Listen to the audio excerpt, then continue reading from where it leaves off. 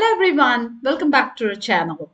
Today we are diving deep into self-help writing task 1, writing an email. And I really mean deep.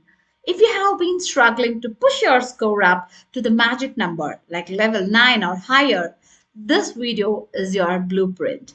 I'm not just going to summarize strategies, we are here going step by step analyze a full response, and I will walk you through every layer of what examiners want to see from you and what they don't. So if you're ready to stop guessing and start mastering the self-writing section, grab your notepad. Let's get started. So first, let's start with a basic but important question. What exactly is self-help task 1 asking you to do? You will be given a real life scenario, maybe something at work, something in your apartment building, something that happened in your neighborhood. Along with that, the prompt will give you 3 bullet points you must cover in your response. And what is your job here?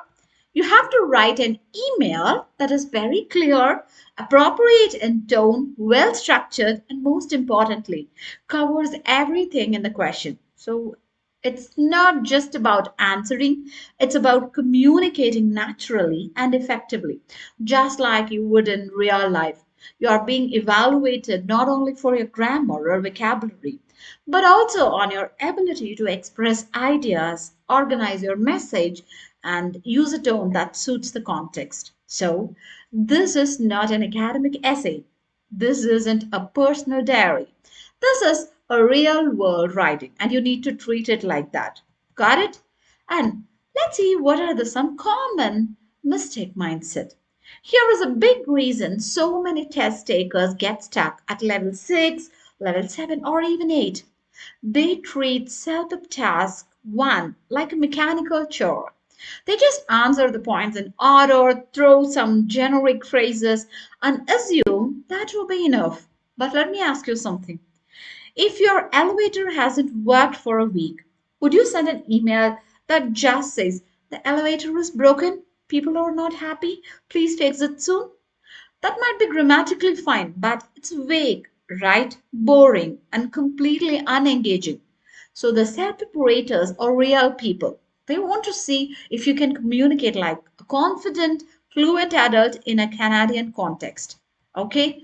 Now let's move on to our step-by-step strategy. We call it as the 7-step strategy for self-help email formula. Okay? So the first one is you have to read the prompt carefully. Don't skim. Read slowly and highlight who you are writing to and why are you writing. The 3 points you must include. You would be surprised how many test takers miss one bullet point just because they rushed through the question. And here is our step 2.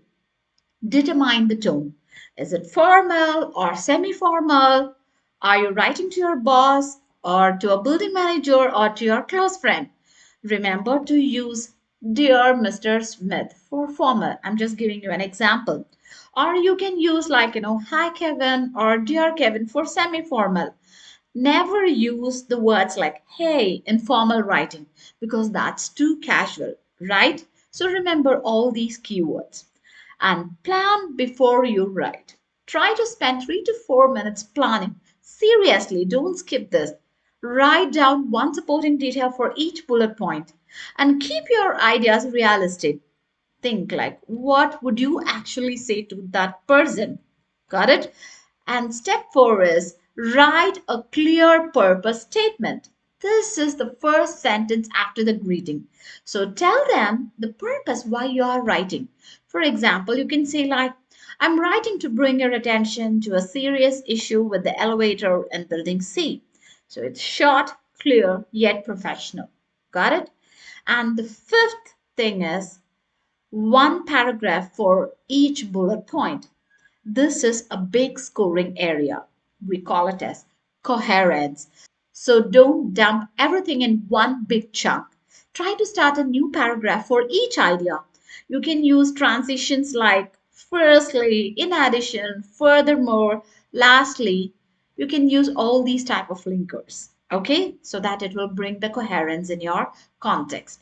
And step 6, use specific real examples.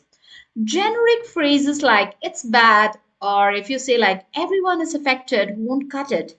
Instead of saying the problem is difficult, say several elderly residents, including my mother, who uses a walker, are now confined to their apartments. So that's more real and that's convincing, right?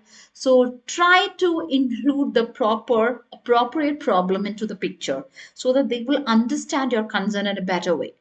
And step 7, close with a clear suggestion plus sign off.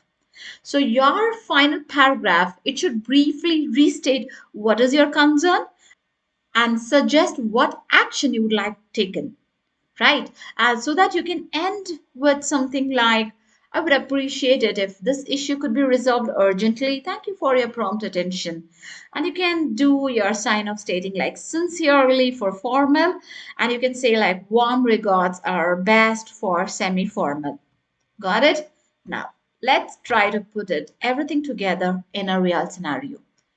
So, this is the scenario. The gym closed for 3 weeks with no updates, and the residents are so upset. You need to write an email to the condo manager.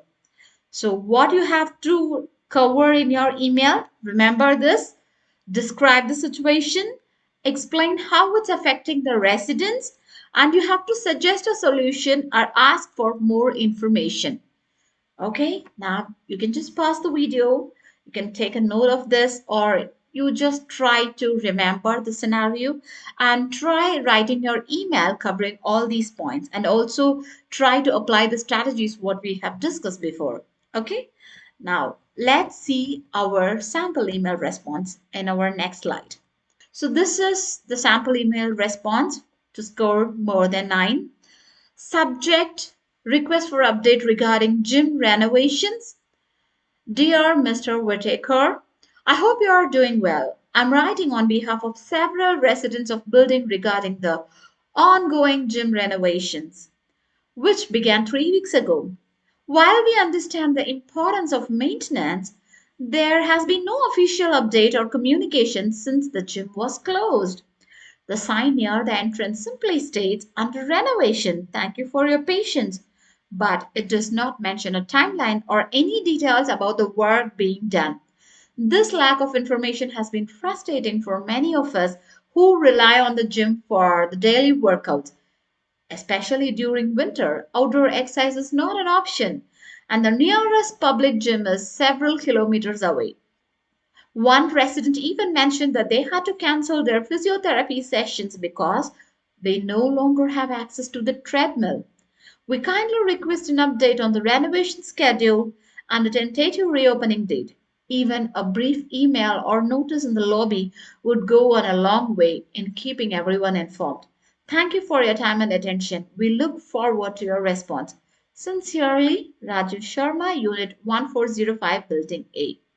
So if you see this email, the content and coherence are in place. So all three bullet points are covered clearly and the flow is logical. If you see our first paragraph, it's about the context, right? And the second paragraph is about the impact. And the third is the suggestion. Here, the transitions are smooth and natural because we are using the words like while we understand, and also especially during. One resident even mentioned, right? So these are the transitions that we have used, which are very smooth and flows in a very natural way. Got it? And if you see the vocabulary also, you can notice a various range of vocabularies that we have used here. We have used ongoing renovations, lack of information under renovation, right? And tentative reopening date, renovation schedule. So, based on the context of the email, we have used several vocabularies, and there is no repetition of basic words like problem or bad. So, that's the key for scoring more than 9 plus in this writing and email test. And when it comes to readability, the sentences are varied in length and structure, and paragraphing is absolutely clean. There is a subject line, and then we have started with a greeting. And also, after the greeting, we stated the purpose of writing an email, and finally signing off with the closing in an appropriate way. So, all standard are set here for informal email. Got it? So remember, when you're writing an email in CELPIP writing for the next time, remember the 7-path CELPIP email formula, which will make you to score more than 9 plus. Got it? And that's all for today's video. Kindly like, share, and subscribe for more CELPIP tips. See you in the next video. Bye bye.